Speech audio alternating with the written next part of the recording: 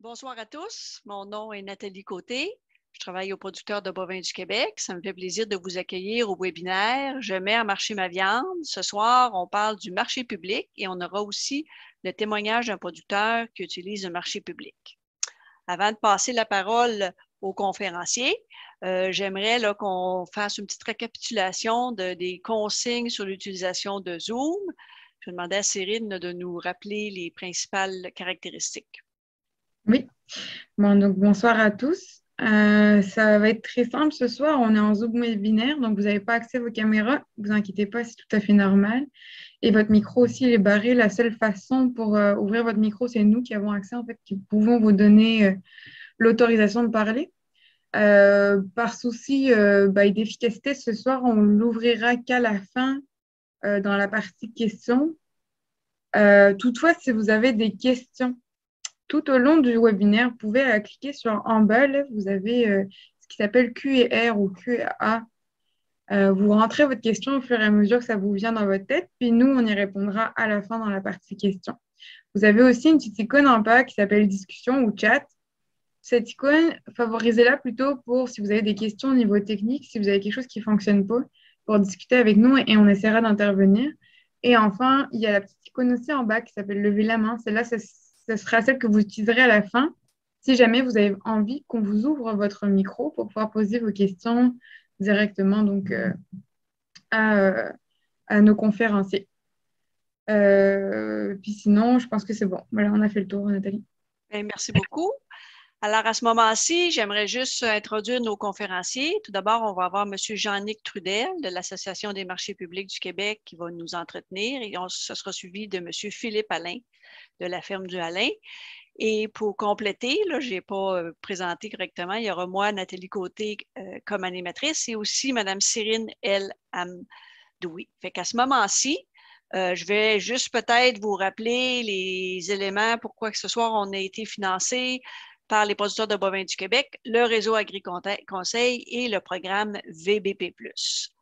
Alors, à ce moment-ci, moi, je vais arrêter mon partage et je vais pouvoir là, permettre à M. Trudel de commencer de son côté. Il faut simplement me permettre de partager et je vais pouvoir commencer avec grand plaisir. OK. C'est beau, c'est fait. Ah. Excellent. Donc, vous devriez voir ma présentation à l'écran en ce moment. C'est bien ça? Super. Je vais simplement l'agrandir comme ça. Est-ce que c'est bon? Je vois, Philippe, est-ce que tu fais signe de tête? Bon, parfait. Donc, je n'ai pas le plaisir de vous voir, mais bon, vous allez voir ma grosse face pendant la présentation. Donc, au pire, on se parlera par la suite pour les questions. Donc, bien, vraiment très content. Merci. Merci de l'invitation. Ça fait déjà, je vous dirais, plusieurs mois qu'on a ça à l'agenda. Donc, c'est le fun que ça se passe. Donc, j'ai préparé pour vous une présentation faite de toutes pièces, en fait, pour les producteurs bovins. Donc, j'espère que ça vous plaira. Puis, on n'hésite pas à ouvrir la discussion par la suite. Donc, c'est qui la personne que vous voyez? Rapidement, je suis un titulaire d'un bac en relations et droit international, mais j'ai orienté ça par la suite vers plus de concret, vous direz, en développement rural intégré à l'Université Laval. J'ai déjà été producteur, du moins j'ai travaillé pendant 5 ans dans un vignoble, le domaine Évangélina. Donc j'étais vigneron, je travaillais avec les vignes. C'est très différent du bovin, vous me direz, mais bon, au moins je sais certains aspects de la vie agricole. Aussi, par la suite, j'ai été gestionnaire des marchés publics dans ma région. Moi, j'habite à Saint-Élie-de-Caxton, en Mauricie. Donc, j'ai géré celui de Yamachiche pendant plusieurs années. J'ai démarré celui de Saint-Élie-de-Caxton et assuré aussi la direction du marché public de Shawinigan, qui est un marché qui existe depuis 1902, donc un marché permanent ouvert à l'année. J'ai coordonné l'identifiant régional dans différentes régions du Québec. Il y a comme l'aliment du Québec, mais au niveau régional. En Mauricie, c'est le MIAM et coordonner le secteur de l'agrotourisme et du tourisme gourmand aussi dans la région. Finalement, je suis administrateur au Centre de référence en agriculture agroalimentaire du Québec, le CRAAC, et autoconstructeur d'une maison écologique, comme vous voyez peut-être un peu en arrière de moi. Mais bon, voilà pour ma personne. Donc, le plan de la présentation, je ne vais pas tout lire ça, mais comme vous voyez, c'est quand même très chargé, mais je vais m'assurer de pouvoir passer à travers tout ça le plus rapidement et le plus succinctement possible. Donc, premièrement, c'est quoi l'Association des marchés publics du Québec? Ça a été fondé en 2005. C'est une association qui a été créée par et pour les gestionnaires, les comités de marché public, donc ceux qui font la gestion du marché. Notre mission comme association, c'est d'accompagner et soutenir le développement des marchés publics à travers le Québec au profit des communautés. Et notre vision, c'est être la référence pour mettre en valeur les marchés publics économiquement prospères, socialement connectés aux communautés et emblématiques culturellement du secteur bioalimentaire québécois. Donc, le marché public, on met sur le contact de proximité entre le consommateur et le producteur. Et c'est en fait notre rôle là-dedans d'assister les personnes qui vous mettent en contact finalement. Donc, rapidement, l'écosystème autour de l'association, évidemment, comme je viens de le dire, nous, on travaille essentiellement vers les gestionnaires de marchés publics, mais on tourne aussi autour de plusieurs partenaires, dont les consommateurs, évidemment, les producteurs artisans de l'agroalimentaire, les instances gouvernementales. Donc, nous, on a une convention avec le ministère pour favoriser l'accompagnement et le développement du réseau des marchés publics, mais on joue aussi avec d'autres ministères, d'autres partenaires de développement, et évidemment avec les municipalités qui sont les milieux hôtes des marchés publics. Donc, simplement vous situer comment interagit l'Association des marchés publics du Québec. Bon, nos services, évidemment, je vais être un peu plus succinct. Un de nos rôles importants, c'est faire la promotion du réseau des marchés publics du Québec. Sur notre site Internet, on est capable de géolocaliser le visiteur et lui démontrer où sont les marchés publics autour de chez eux. Et avec un itinéraire comme avec Google Maps, de faire en sorte qu'ils se rendent au marché pour venir vous rencontrer. On fait aussi plusieurs campagnes promotionnelles tout au long de l'année, mais je vous dirais qu'entre la Saint-Jean-Baptiste et la fin du mois de septembre, c'est essentiellement à cette période-là que la grande majorité de nos membres sont en activité.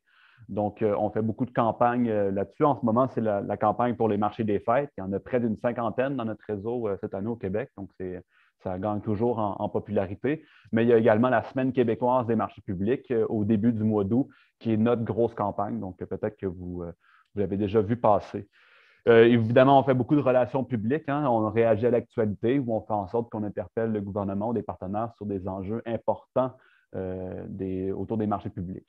Évidemment, nous, on offre des services au comité de marché aux gestionnaires. Donc, on a une boîte à outils pour assurer la gestion. On fait de la formation en ligne. Notre but, c'est de professionnaliser le travail des gestionnaires pour bien favoriser la mise en marché dans des conditions optimales pour vous. On a un forum des gestionnaires pour échanger de l'information et on agit un peu comme un think tank autour des marchés publics. Donc, on crée des synthèses de littérature, on commande des études, on fournit des documents informatifs, etc. On a fini cette année notre enquête annuelle pour faire le portrait du réseau à chaque année pour représenter mieux les intérêts de notre secteur. Donc, évidemment, d'ici le lancement de la prochaine saison 2022, on sera en mesure de bien partager l'ampleur du réseau qui a connu une ascension importante depuis le début de la pandémie. Et finalement, on a aussi des partenaires du réseau. Donc, lorsque les marchés publics sont membres chez nous, ils ont des tarifs préférentiels avec des services d'experts qui se joignent aux nôtres. Et pour ce qui est des communications, des études de marché ou l'aménagement réel de la place publique du marché public, on a des partenaires pour ça. Et tout en bas, on a la trousse des producteurs. Je vais peut-être pouvoir vous la montrer, mais sur notre site Internet, et c'est vraiment pertinent pour vous. Évidemment, la conférence ce soir est utile, mais si vous voulez réfléchir à tête reposée pendant la période hivernale, le site Internet ampq.ca, il y a un onglet Trousse des producteurs et vous avez une foule de documents pratiques sur les permis, les exigences de commercialisation, les études aussi qui touchent les producteurs dans le cadre des marchés publics, mais aussi une formation pour optimiser les ventes et les stratégies de marketing en marché public. On va quand même toucher à ça aujourd'hui, mais c'est quand même quelque chose d'intéressant à vous partager aujourd'hui. Donc, je vais faire un retour un peu théorique sur les marchés publics. Je sais que vous êtes très au fait de ce que c'est, mais je voulais partir du début. Donc, le marché public, c'est un des canaux de commercialisation en circuit court comme la vente à la ferme, les marchés virtuels ou les ventes en panier. C'est la vente directe, donc il y a un maximum d'un intermédiaire entre l'entreprise et le consommateur et ça favorise la relation de proximité entre le consommateur et le producteur. C'est là où se situe le marché public. Moi, je le vois comme un kiosque à la ferme satellite. Donc, c'est comme si on téléportait le kiosque fermier sur la place publique, comme avec d'autres producteurs, et on se partage une clientèle entre nous et on fait en sorte que la destination bioalimentaire qu'est le marché public se vive à travers l'offre que les producteurs viennent apporter à la place publique finalement. Donc, un écosystème autour des marchés publics, bien, comme vous le voyez, il y a beaucoup de valeurs et de tendances autour. Donc, on parle de la traçabilité, hein, c'est quelque chose d'extrêmement important. La qualité, la fraîcheur, c'est principalement pour ça que les gens se présentent en marché public et surtout pour avoir le contact avec le producteur. Notre clientèle est friande de vos histoires. Elle désire en savoir plus sur le mode de vie agricole. Donc, évidemment, ça apporte beaucoup de valeur en ce sens. Et ça s'insère, comme je l'ai dit, dans les circuits courts qui touchent un peu les nouvelles tendances qu'on voit, les poulaillers urbains, les marchés itinérants ou autre chose. Donc, on se situe vraiment dans cet écosystème-là comme marché public. Donc, pour bien définir ce qu'est un marché public, ça, c'est notre définition, je vous dirais, corporatiste. En fait, la manière dont on qualifie s'il y a un marché public ou une entité qui se définit comme un marché public peut être membre du réseau des marchés publics du Québec. C'est très important. Le marché public est considéré comme une extension des activités à la ferme ou en entreprise. Donc, plus tard, quand on va parler de permis et tout ça, c'est vraiment important d'avoir ce concept-là d'extension des activités à la ferme. Donc, ce que vous faites chez vous, vous pouvez le faire en marché public. Pour être membre de l'association, c'est très important qu'au moins le 2/3 des marchands présents soient des producteurs ou issus des artisans bioalimentaires québécois. Donc, c'est très important que ce ratio-là du 2/3 au minimum, que ce soit des marchands de produits bioalimentaires. On rentre là-dedans, évidemment, tout ce qui est pêche, tout ce qui est fleurs, etc. Mais évidemment, on comprend que le caractère nourricier du marché public doit être mis de l'avant. Donc, il y a certains marchés qui se disqualifient, qui ne peuvent pas être dans le réseau parce que, bon, il y a beaucoup d'artisanat et que finalement, on n'est pas certain si on va là pour s'acheter des pantoufles en Fentex ou de la bouffe pour mettre dans notre réfrigérateur. Je caricature, mais vous comprenez. Évidemment, c'est un marché public. Hein, la structure est du domaine d'économie sociale ou solidaire. Donc, on parle soit que c'est une OBNL qui porte le marché, une coopérative, généralement des coopératives de producteurs, coopératives de solidarité, ou un organisme paramunicipal. Donc, la municipalité, la MRC, peut gérer elle-même son marché public ou le confier à quelqu'un pour en faire la gestion. Et évidemment, l'organisation du marché tient un lien technique ou financier avec la ville haute. C'est la loi sur les compétences municipales qui permet à une municipalité, pour son développement économique, de créer un marché public et de le gérer ou de le faire gérer par quelqu'un d'autre. Donc, évidemment, il y a un lien avec la municipalité, c'est du domaine public et c'est une destination bioalimentaire. C'est ce qui qualifie un marché public. Le terme n'est pas protégeable. On a essayé de le faire porter. Nous, on assure une définition qui est très claire pour la population, mais malheureusement, il n'y a pas d'appellation contrôlée autour du terme de marché public. Donc, il est fréquent de moins en moins de voir le terme utilisé aux différentes sauces. Il y a 3 piliers importants dans les marchés publics. Je vais passer relativement rapidement. Il y a le pilier municipal. Donc, on qualifie les marchés publics comme un service essentiel faisant la promotion des saines habitudes de vie, l'alimentation de proximité et l'achat local. On peut aussi voir le marché public d'un point de vue municipal comme un incubateur d'entreprises bioalimentaires. On voit souvent des entreprises qui ne voudront ou n'iront jamais en épicerie finalement ou auprès des détaillants agroalimentaires, préfèrent le contact à la ferme ou en marché public. Donc, c'est les entreprises généralement démarrent, où on en voit beaucoup qui ont leur premier contact avec la clientèle en marché public et au fur et à mesure que leur commercialisation se développe, bien, soit vont faire plus de marchés ou diversifier leurs canaux de commercialisation finalement. Et ça a été mesuré, c'est un élément attractif pour l'établissement de nouvelles familles. Donc, c'est aussi un levier. On parle encore de saines habitudes de vie ou d'un environnement sain et dynamique. Mais le fait d'avoir un marché public dans une municipalité, ça dénote quand même une certaine dynamisme communautaire, disons ça comme ça. Le deuxième pilier, en fait, j'aurais dû le mettre en premier, là, évidemment, mais c'est les producteurs. Hein? Et c'est vraiment essentiel pour nous à l'association de le faire comprendre à tout le monde. Je fais un aparté, on se fait appeler continuellement pour créer des marchés publics et notre premier réflexe, c'est à savoir c'est qui les producteurs qui vont être là. Je pense que tous les citoyens désirent avoir un marché public dans leur quartier, dans leur municipalité, mais c'est très important pour nous que lorsqu'un marché public se crée, il faut que ce soit rentable. Ce n'est pas purement économique un marché public, là, mais il faut que ce soit économiquement justifiable pour se développer. Donc, c'est une extension des activités à votre ferme ou à votre entreprise. C'est une façon évidemment de conclure des ventes. Hein. Il faut vendre en marché public pour que ce soit intéressant. Mais il y a aussi le caractère promotionnel des activités en entreprise qui est très important. On va y revenir un peu plus tard. Et finalement, lorsque vous vous présentez sur la place publique, ben, vous incarnez vos valeurs d'entreprise envers une clientèle avertie. Je veux insister sur ce point-là. Les gens qui se déplacent en marché public, la clientèle que l'on réunit sur la place publique, elle est très, elle porte le secteur agricole en haute estime et a le désir de vous rencontrer et de partager en fait un peu ce qu'est la vie agricole. On a passé à un groupe focus de personnes très averties sur la nourriture. Les gens engagent des discussions, puis il y a beaucoup de producteurs qui me le disent. Peut-être que M. Alain va vous dire ça plus tard, mais il vous pose des questions vraiment pertinentes. Généralement, ils savent de quoi ils parlent. Ils écoutent la semaine verte comme tout le monde. Mais bon, il y a une clientèle très avertie en marché public. C'est un véhicule d'action collective aussi. Hein. Le fait de se mettre ensemble pour faire de la commercialisation collective, c'est un des aspects importants de ce pilier-là. Et bon, finalement, c'est une destination bioalimentaire, je l'ai dit, une place publique à caractère commercial et de solidarité également.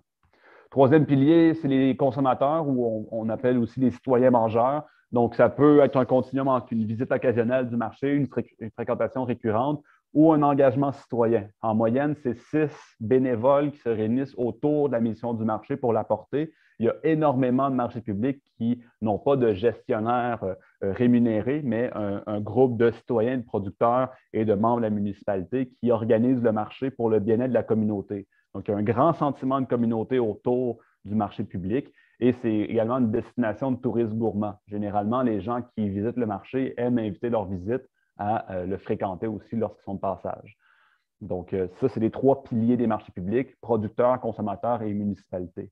Mais il y a un lien aussi entre tout ça, c'est les gestionnaires de marchés publics. C'est là où notre rôle est important, c'est là où on vient accompagner ces personnes-là pour faire en sorte que le marché soit rentable pour vous, soit intéressant pour la municipalité, soit une place attractive pour la clientèle. Donc, ça peut être une personne unique ou un comité de marché qui se répartit les tâches de gestion. Le but du gestionnaire, c'est d'harmoniser la relation entre l'offre et la demande de proximité, l'offre bioalimentaire. Le but, c'est de dynamiser les liens entre les piliers, évidemment, rappeler à la municipalité son engagement, encourager les consommateurs à le fréquenter. Le visiter, c'est bien, le fréquenter, c'est mieux, et s'assurer que les producteurs ne manquent de rien lorsqu'ils se présentent en marché public et bien, reprendre leurs idées, les développer, faire en sorte que ça soit toujours plus attractif. Et évidemment, le gestionnaire a pour mission de faire le bilan du marché, mesurer ses retombées et valoriser le marché public auprès de la municipalité, mais aussi d'autres partenaires qui voudraient investir dans l'activité du marché public comme tel. Donc, je ne vais pas vous faire tout le suivi, mais le PowerPoint, il peut être diffusé par Mme Côté, il n'y a aucun problème. Je vais seulement vous montrer en fait la répartition des tâches avant, pendant, après la saison. Au niveau des producteurs, éventuellement, avant, c'est d'évaluer sa participation, la publiciser si on participe au marché public, encourager ses voisins producteurs à y participer aussi, puis à avoir préparé la venue du marché pour qu'on ait un kiosque attractif.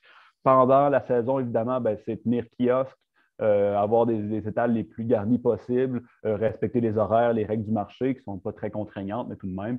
Puis finalement, à la fin, c'est dresser le bilan, puis énoncer ses intentions si on veut y revenir. Et si le temps vous le permet aussi, ce qui est très intéressant, c'est d'avoir la participation des producteurs au comité de marché. Bon, pas nécessaire de vous engager autant qu'un maire ou qu'un des conseillers municipaux, mais le fait d'avoir vos comptes rendus, votre perception du marché, c'est extrêmement valeureux pour les gestionnaires. Ça leur permet de bien apporter les services par la suite ou à développer les activités qu'ils pourraient avoir autour du marché public. Donc, évidemment, il y a différentes tâches à travers la saison, mais c'est pour vous les expliciter un petit peu ici. Même chose pour les citoyens. Le but, c'est de s'engager dans le marché, de le fréquenter ou d'exprimer sa gratitude envers la municipalité. C'est un service aux citoyens, le marché public. Donc, c'est important de le faire savoir à sa municipalité, évidemment. Et je ne vous passerai pas autour de tout ça, mais voyez l'ensemble de la tâche du gestionnaire. Donc, souvent, on pense au gestionnaire comme celui qui monte et qui démonte les étals, mais s'il suit l'ensemble de ces tâches-là, il devrait être en mesure de créer un marché dynamique qui vous soit rentable. C'est le but du marché public, vous faire de l'argent, évidemment. Donc, il y a beaucoup de tendances et des valeurs qui accompagnent l'écosystème des marchés publics. On voit une légère progression des fermes au Québec. On va voir si cette tendance-là se maintient dans le temps. On voit une progression de la culture des fruits et légumes depuis les dernières années. Hein. Le réseau des fermiers de famille est de plus en plus populaire à travers la province.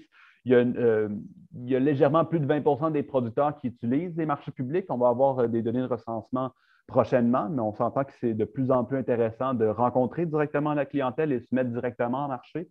Il y a beaucoup d'adoption de politiques d'achat local dans les municipalités, les MRC. On parle de plus en plus de villes nourricières dans les plans d'agriculture urbaine ou des plans de développement de la zone agricole. Et on voit de plus en plus d'événements gourmands apparaître ici et là sur le territoire. Donc, c'est une tendance, en fait, qui soutient le développement du réseau des marchés publics à travers le Québec. Comment expliquer l'engouement? Bon, en avril 2020, on était considéré comme un service essentiel, commerce d'alimentation. Je vous dis, il n'y a rien eu de problématique par rapport à ça depuis le début de la pandémie. Évidemment, on a eu des règles sanitaires et tout, mais rapidement, le gouvernement a reconnu notre rôle. Je tiens à le souligner parce qu'au Nouveau-Brunswick, je ne sais pas si vous avez des amis là-bas, mais les Acadiens ont eu énormément de problèmes. Les marchés publics ont été fermés pendant 6 mois. Heureusement, par notre lobbyisme aussi, mais par la sensibilité qu'on a par rapport aux marchés publics et de ce milieu-là, même lorsqu'il y a des catastrophes, on est considéré comme un service essentiel. Donc, je pense que c'était très important de le souligner ici. Il y a une grande valorisation des circuits courts, je n'ai parlé un petit peu.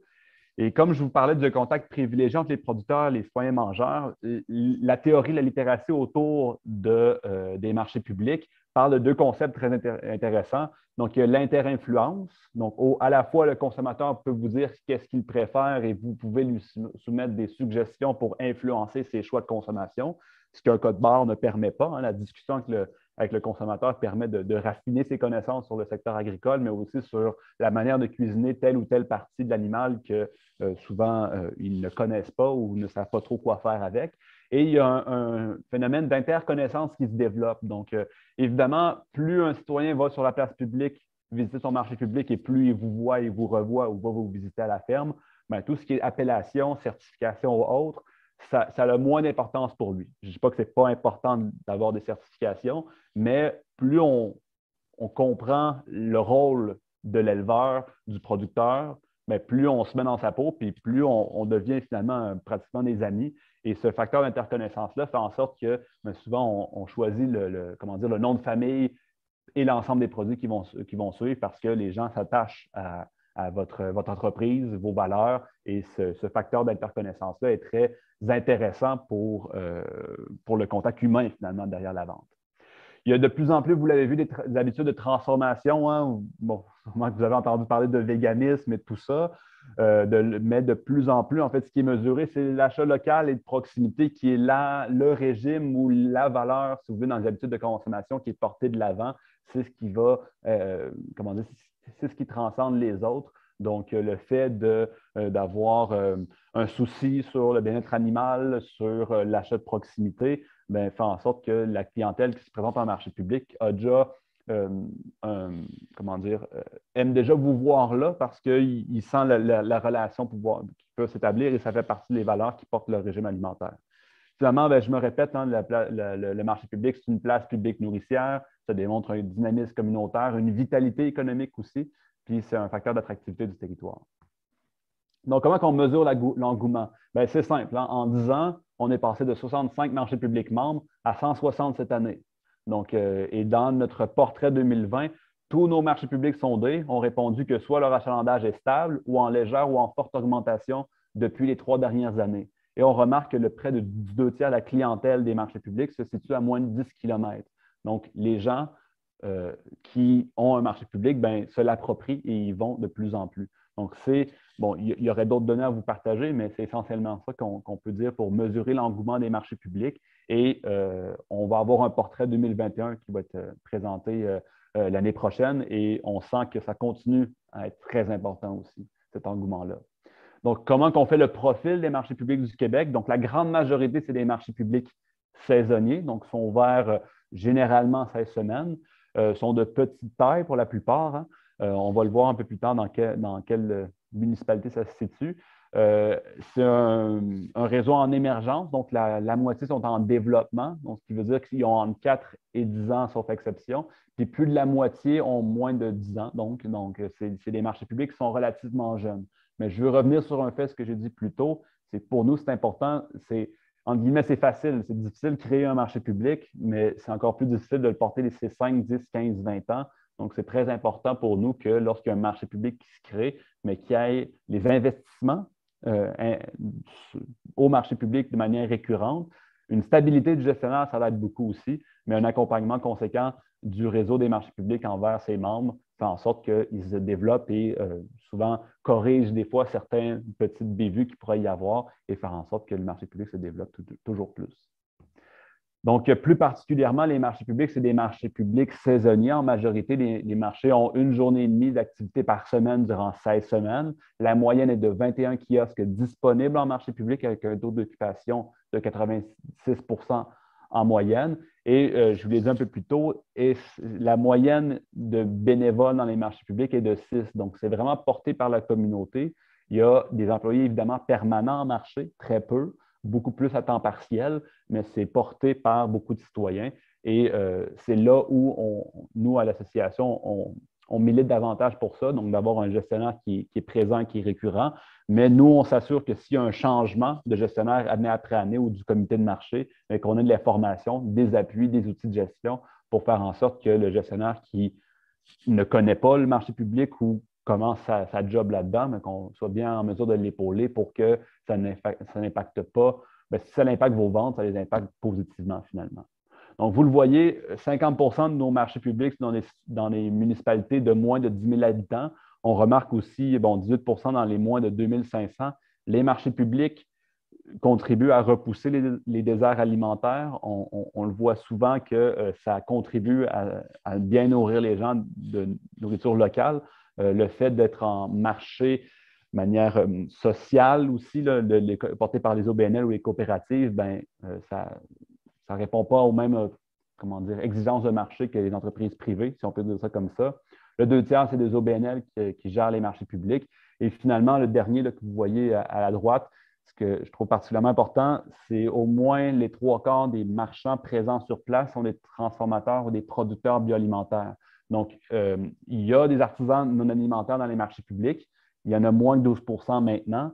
Il y a quelques revendeurs, quelques distributeurs en marché public, presque essentiellement dans les marchés publics à forte densité, dans les 30 000 habitants et plus. Mais on voit que la destination est clairement bioalimentaire pour les marchés publics. Donc là, on va tomber, je ne sais pas combien de temps il me reste, mais on va tomber dans un sujet qui va peut-être plus vous intéresser là, par rapport à la vente en marché public. Donc, on a fait une étude sur les freins, les incitatifs à la participation des producteurs aux activités des marchés publics. Donc, on a mesuré ça. Je vous dis que ça date d'avant la pandémie, mais essentiellement, ça se recoupe quand même beaucoup. Le principal frein maintenant, c'est la disponibilité de main-d'œuvre, mais les critères de choix pour aller en marché public restent les mêmes. Donc, la notoriété, l'achalandage du marché. On encourage beaucoup nos membres à calculer le nombre de visiteurs en moyenne pour bien exprimer le nombre moyen de personnes qui viennent visiter le marché et le panier d'achat moyen aussi pour que ce soit plus clair à savoir c'est quoi la manne à aller récupérer ou quelle part de marché qu'on pourrait récupérer dans les marchés publics. La proximité, évidemment, de votre lieu de production, c'est très important. Le respect envers les producteurs, je ne pourrais plus insister là-dessus. C'est très important pour les gestionnaires de considérer les besoins et faire en sorte que vos demandes soient remplies en fournissant un équipement adéquat si c'est nécessaire. Je pense qu'au niveau des éleveurs, c'est assez clair que un bon ampérage, des congélateurs ou des réfrigérateurs, des belles tables et de l'ombre, c'est ce qui est nécessaire. Et finalement, un tarif moyen. Le tarif en marché public, c'est entre 20 et 50 $ par journée d'activité. Ça peut varier d'un marché public à l'autre, dépendamment le niveau de participation sur la saison, mais c'est généralement pas nécessairement là qu'il y a un frein à la participation. Finalement, les avantages du contact direct en marché public, c'est donner un sens au travail des producteurs. Je pense que ça fait du bien de rencontrer les personnes qui vont en marché public, justement, venir vous rencontrer. Je ne vais pas faire toute la liste, mais vous comprenez que c'est un faible coût d'investissement pour la vente, tout de même. Il faut se déplacer. Là. Je ne dis pas qu'il faut... ça prend, surtout pour les éleveurs, là, ça prend des investissements pour l'équipement nécessaire. Mais c'est une vente que, en fait, l'ensemble des sous qui sont derrière la vente vous reviennent. Ça permet d'offrir plus de produits frais. Qu'est-ce qui est intéressant, c'est aussi d'écouler des produits que généralement, c'est des fois un peu plus difficile. Lorsqu'on pousse le produit avec l'histoire qu'on a avec la qualité du travail qu'on fait, c'est plus simple. Moi, j'ai été vigneron, comme je vous le dis, pendant 5 ans. Je voyais que c'était possible de faire en sorte que les personnes essaient de nouvelles choses ou soient plus ouvertes lorsqu'on leur vend d'autres parties de la carcasse à valoriser, par exemple, pour vous. Donc, je pense que le fait du contact direct, principalement pour votre type de production, c'est évidemment partager vos valeurs, votre éthique de travail, le respect de l'animal, etc. Avant la rencontre, je disais en blague à M. Alain que généralement, les gens voient des documentaires américains et pensent que c'est comme ça qu'on fait de l'agriculture au Québec, mais ce n'est pas du tout le cas. Donc, ce contact de proximité-là permet évidemment de briser des tabous, puis surtout ramener les gens à la bonne raison de c'est quoi le sérieux de la santé animale ici au Québec, par exemple. Donc, voilà. Vendre en marché public, qu'est-ce qui favorise la diversité de marchands? Le niveau d'achalandage, ça, c'est un sondage qu'on a fait auprès des producteurs. La capacité de fidéliser la clientèle, le niveau d'achalandage, l'offre de produits diversifiés et l'application et le respect des règlements, c'est les éléments les plus importants pour qu'il y ait une belle diversité et un bon nombre de marchands en marché public. C'est ce que les marchands ont dit dans notre sondage, mais les gestionnaires ont dit exactement la même chose. Donc, vous pouvez être certain que les gestionnaires de marché public ont les mêmes, récupèrent vos priorités et les portent également à bon compte. Donc, qu'est-ce qui favorise une gestion saine et pérenne d'un marché public? Bien, évidemment, ça vient en tout premier, c'est des rapports cordiaux entre les marchands et les gestionnaires, le dynamisme des gestionnaires de marché, nous, on s'assure qu'ils soient dynamiques pour vous, le recrutement des commerçants, plus on a une belle offre complémentaire, plus c'est attirant pour la clientèle. C'est important, évidemment, de partager les valeurs du marché public, d'en discuter, d'échanger la vision commune qu'on a du marché pour les années à venir.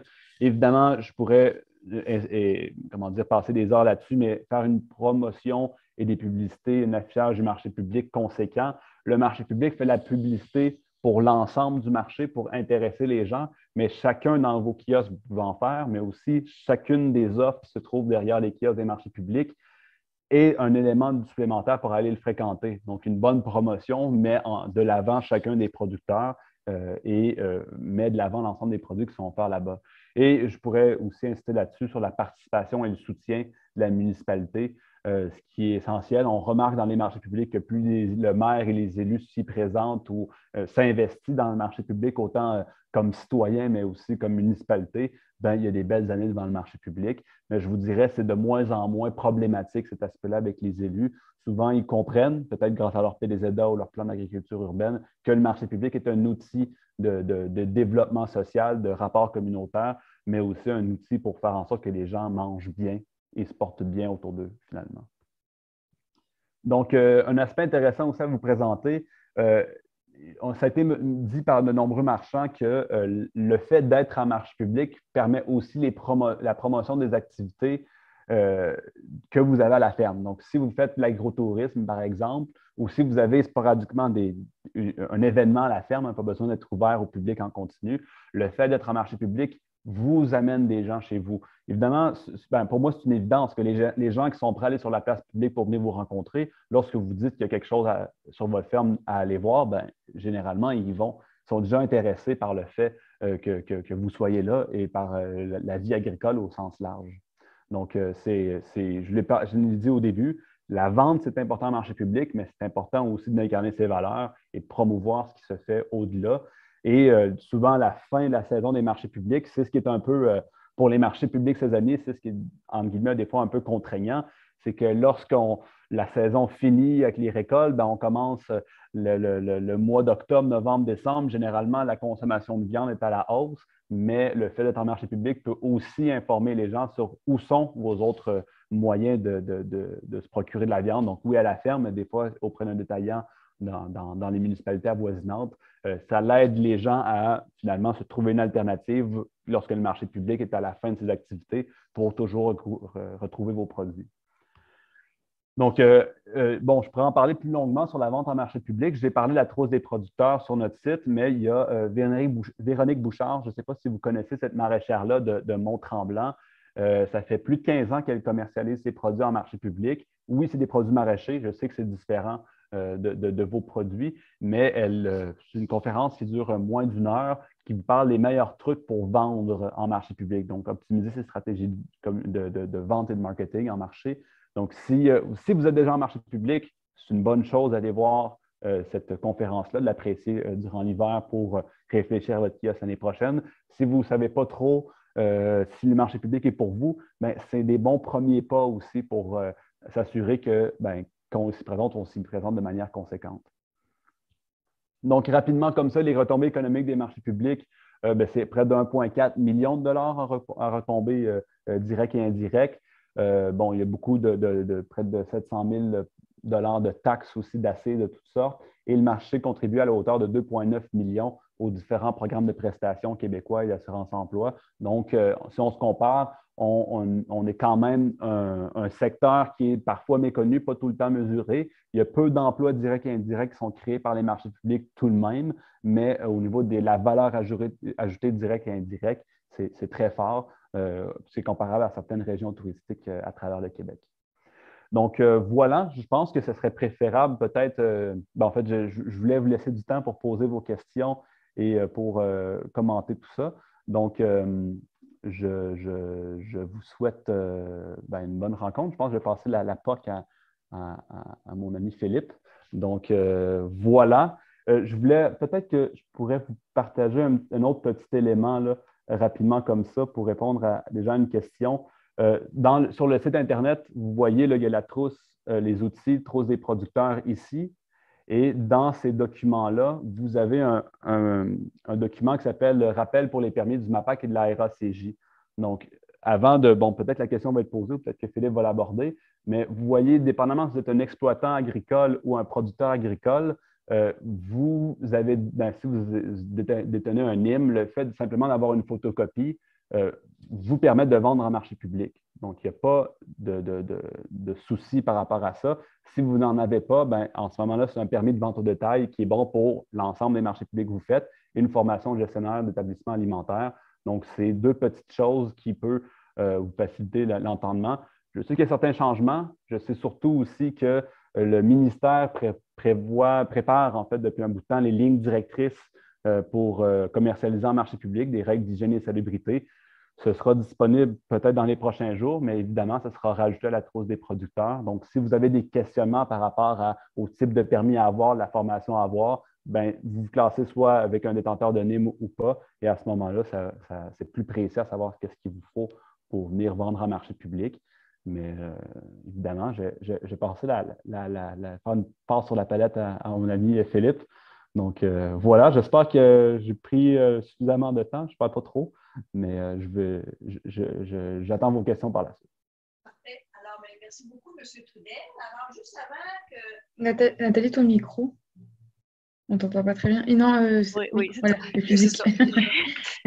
Pour éviter de l'accrocher, je l'avais soulevé. Alors, juste avant que Philippe là, présente son point, on va vous faire un petit sondage. Je vais repartager mon écran et vous allez faire comme si vous étiez là, des futurs clients là, d'un marché public. Et je vais partager ça, puis je vais vous demander de faire un sondage. Ça ne sera pas long. OK, celui-là. Bon, OK. Là, vous voyez rien pour tout de suite. Ça ne sera pas long. OK. Alors, ce que vous voyez sur mon écran, c'est un bœuf et vous avez comme différentes parties du bœuf qui sont identifiées. Et on va vous demander de répondre au sondage là, de quelle partie du bœuf préférez-vous que vos coupes proviennent. À ce moment-ci, on va lancer un sondage puis on va voir un petit peu les réponses qu'on va obtenir. Alors, vous faites un choix parmi les différents choix qui sont exposés dans la question.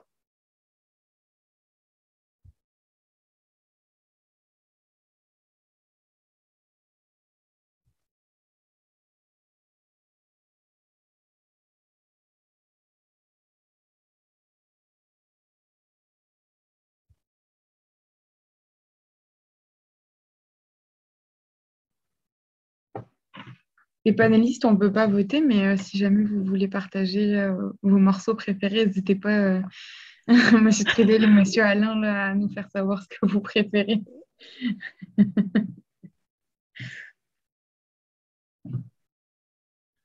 Je vais me garder une petite gêne, j'ai peur de manquer d'inventaire. OK. Moi, Fait je vous dirais, que, depuis les derniers jours, votre petite palette, là, ça me parle pas mal. Faire de la boche, faire du bouilli de légumes avec un bon morceau de viande. Là. Mais bon, j'en ai plein le congélateur, je suis bien content.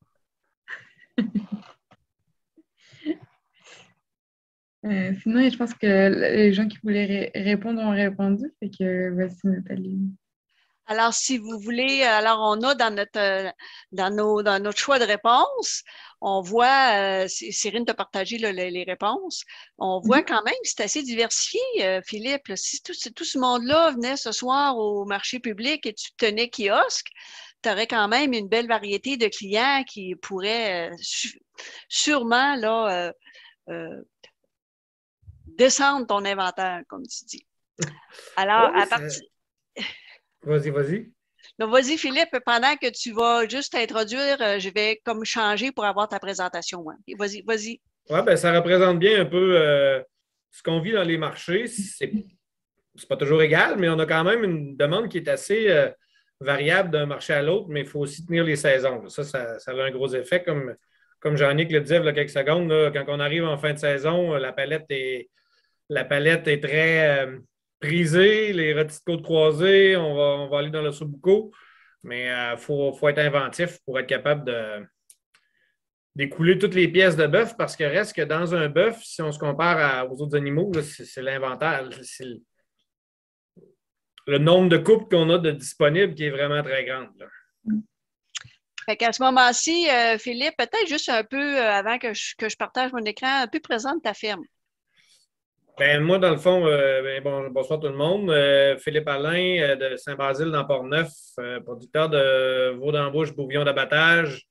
Avec ma famille, mon père est encore présent sur la ferme. On est présentement les deux actionnaires, mais on est en transfert avec mon frère et ma soeur qui, eux, travaillent à l'extérieur, mais qui s'impliquent tous les deux sur l'entreprise aussi. Là, ma conjointe aussi, bien entendu. On a aussi une érablière là, qui autrefois était traditionnelle. Maintenant, on est autant une partie à la tubulure, une partie à la chaudière. Donc, on fait toute la commercialisation de notre production des produits de l'érable directement à la ferme aussi. Donc, moi, dans le fond, je suis sur la ferme depuis 2000.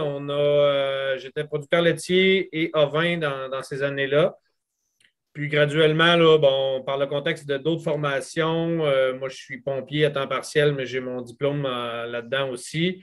Donc, j'avais délaissé un petit peu l'agriculture pour m'en aller plus du côté pompier, mais l'amour de la terre m'a toujours gardé par chez nous, donc je n'ai pas déménagé, puis on a continué à faire progresser l'entreprise plus du côté bovin, qui m'a permis là, de développer différemment.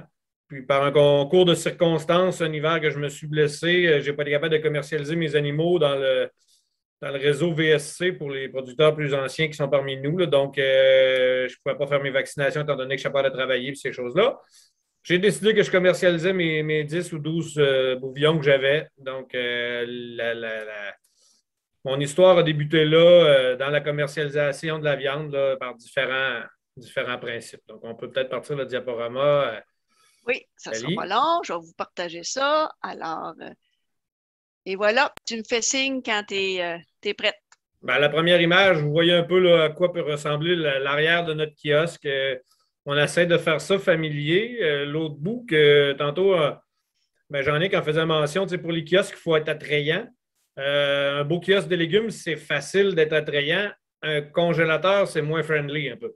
Donc, il faut trouver d'autres moyens d'attirer le coup d'œil. On peut passer à l'autre. Vous allez voir une petite vidéo que ma conjointe a faite là, sur la ferme comme telle. Vous voyez un peu de qu'est-ce qu'on fait.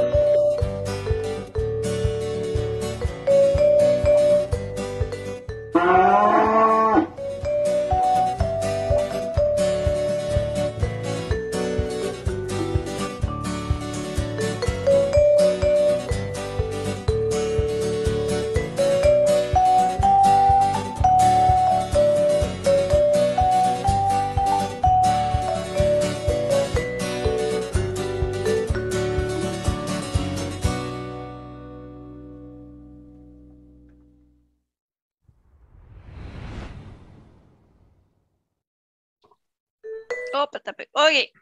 Donc, comme vous avez vu sur la vidéo, là, On produit tout ce que les animaux mangent, que les grains, le foin. Donc, c'est un peu un outil de promotion aussi qu'on s'est fait avec ça. Donc, on est autosuffisant. On fait un bœuf qui est produit sans maïs. On n'avait pas les équipements pour faire du maïs, donc on a continué à le faire comme ça, à travailler comme on travaillait là, avant. Donc, pour le marché, nous, dans le fond, j'ai fait différents essais là, avant d'arriver au marché public. Je m'étais dit, je vais aller faire de la vente dans les terrains de camping. Je n'ai pas eu de problème à me faire financer mes équipements. Tout a bien été, sauf que les revenus n'étaient pas là. Ça n'a pas été un bon coup. Donc, j'ai réessayé d'autres choses. À la fin d'une saison, les gestionnaires d'un marché public m'ont appelé parce qu'ils avaient perdu leur producteur de viande. Puis ils m'ont demandé si j'étais intéressé d'y aller. Puis on a sauté dans le bain. Là, on est allé tout de suite. On a commencé. Puis on s'est rendu compte là, que c'était vraiment un beau marché. Une belle façon de vendre les produits. C'était intéressant.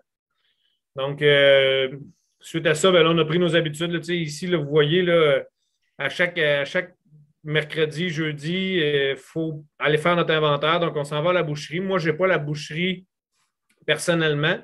C'est une coopérative de transformation des viandes qu'on a dans Port-Neuf. C'est un bel outil que les producteurs se sont dotés depuis plusieurs années. Donc, là-bas, je suis capable d'avoir un entreposage qui me permet d'avoir moins d'installations chez nous. Parce qu'il reste qu'on a notre petit kiosque à la ferme là, qui est très modeste. C'est au sous-sol avec des congélateurs. Mais je ne suis pas capable de tout stocker mon inventaire non plus. Puis l'autre bout, c'est que, comme je m'appelais à dire des fois, là, notre cher ami Ricardo, il fait des recettes, mais il oublie de m'appeler pour savoir si on a l'inventaire pour fournir dans la fin de semaine.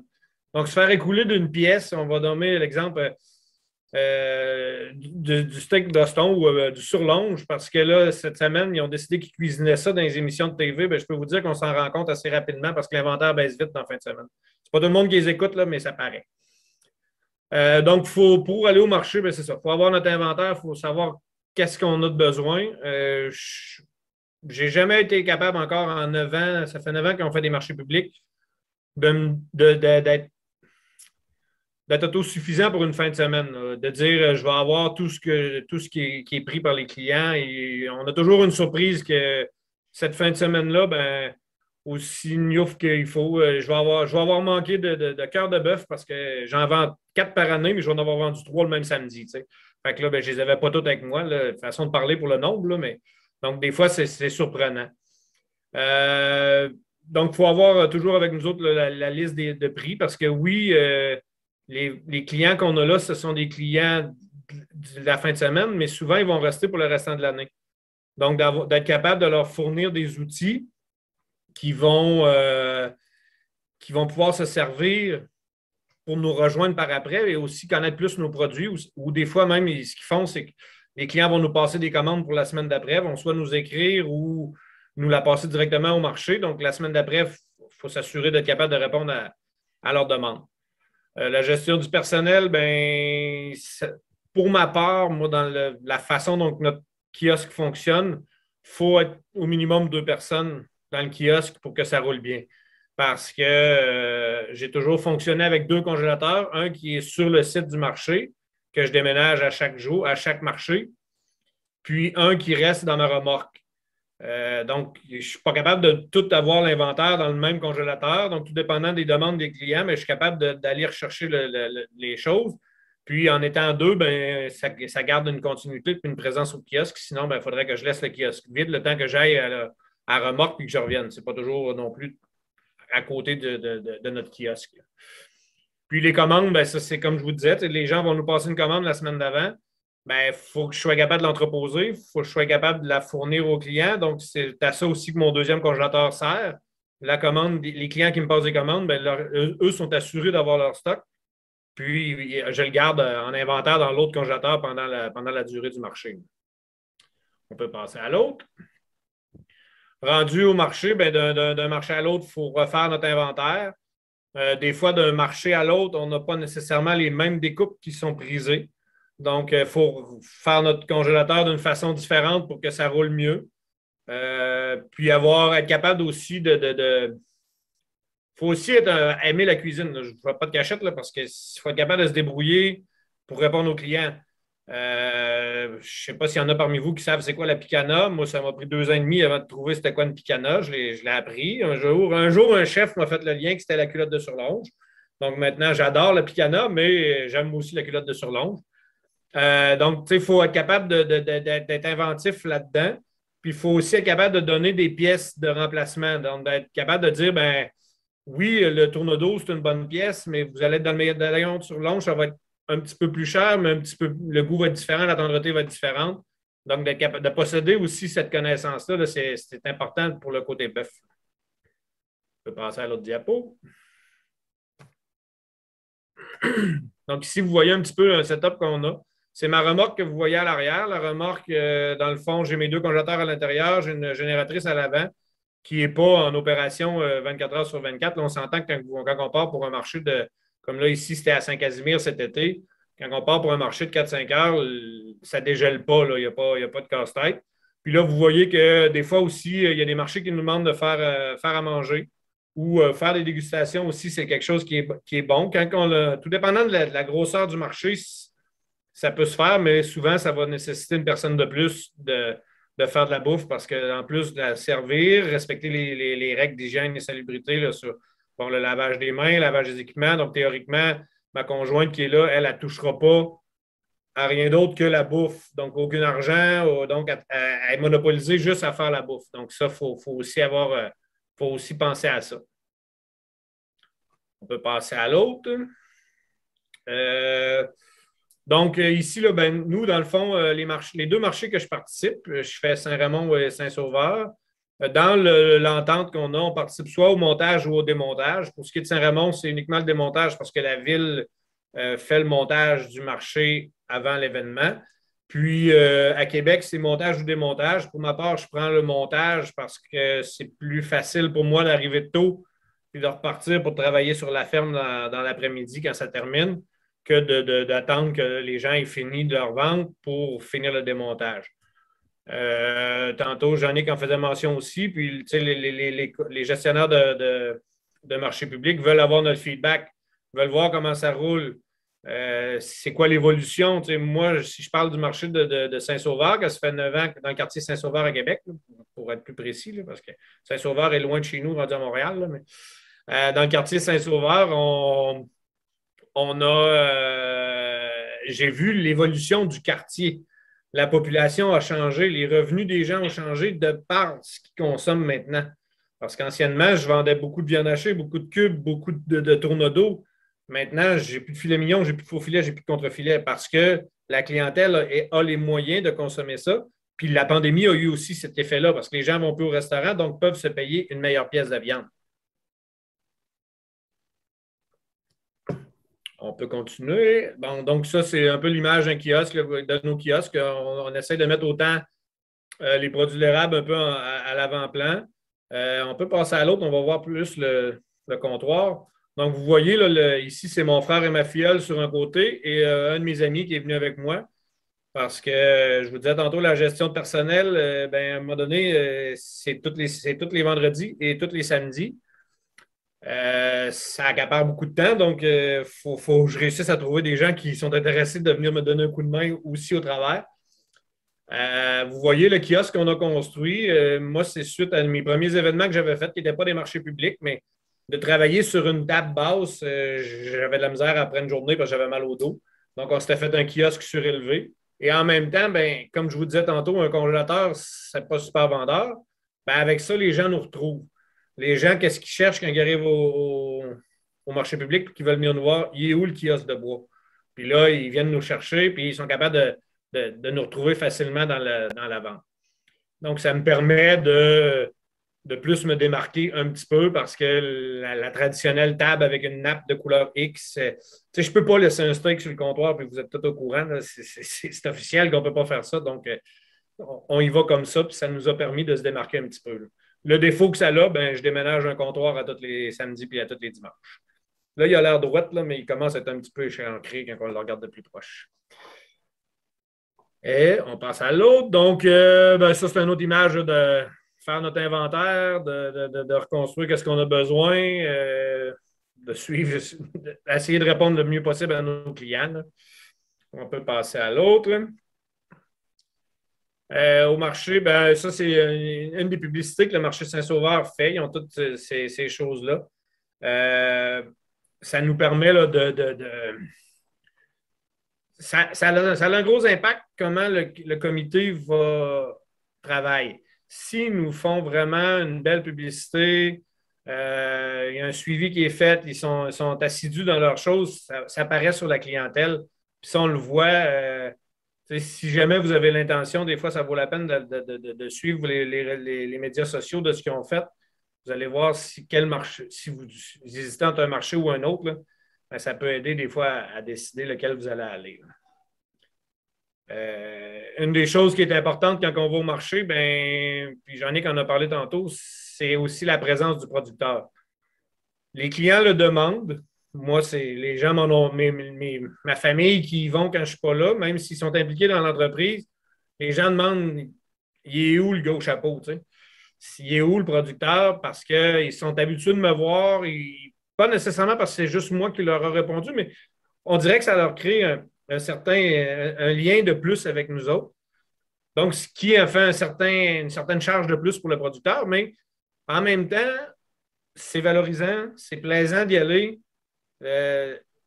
Puis ça nous fait décrocher de notre routine. Là.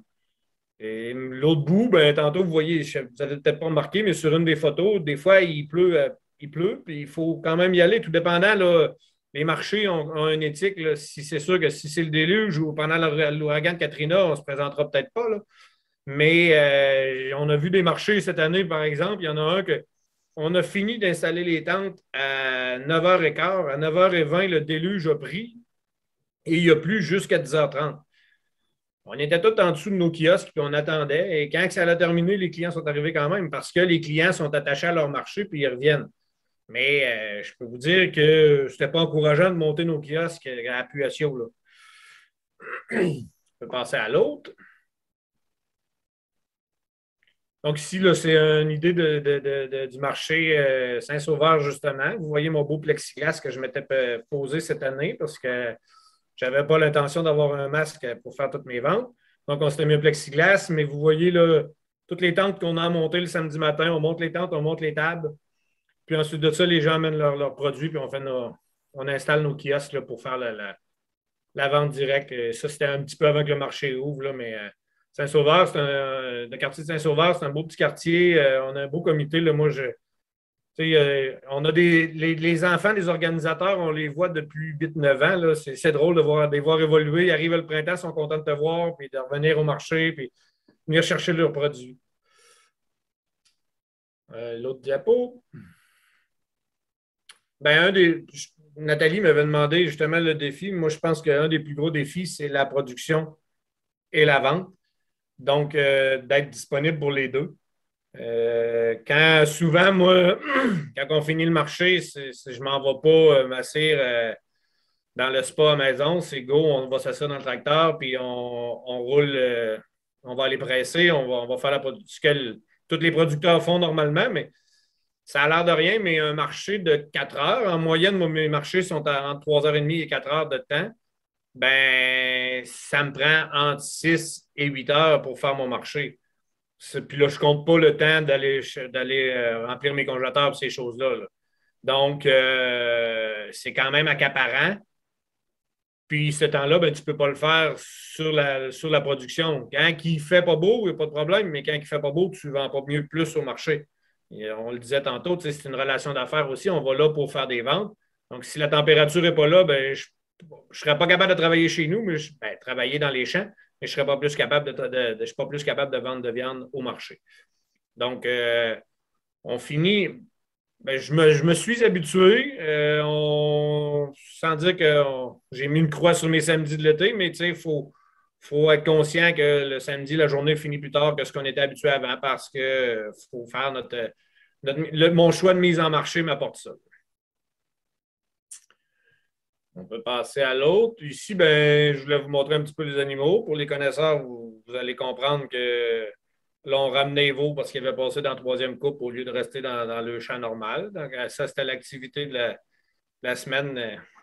Mon chien est bien heureux dans ce temps-là. On le fait travailler.